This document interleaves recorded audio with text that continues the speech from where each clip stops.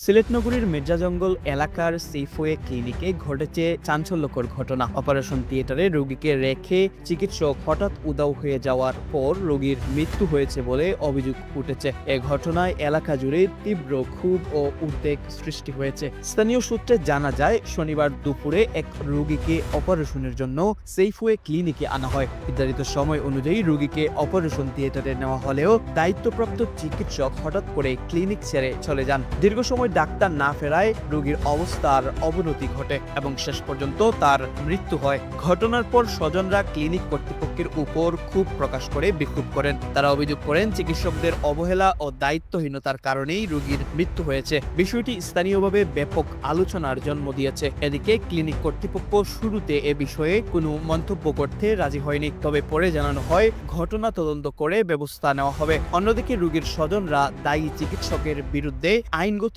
ব্যবস্থা নেওয়ার দাবি জানিয়েছেন। ঘটনার পর সিলেট নগরীর সাধারণ মানুষের মধ্যে বেসরকারি ক্লিনিকগুলোর চিকিৎসা ব্যবস্থাপনা ও নিরাপত্তা নিয়ে নতুন করে উদ্বেগ দেখা দিয়েছে। স্থানীয়রা প্রশাসনের কাছে এই ঘটনার সুষ্ঠু তদন্ত এবং দায়ী ব্যক্তিদের বিরুদ্ধে কঠোর পদক্ষেপ নেওয়ার আহ্বান জানিয়েছেন।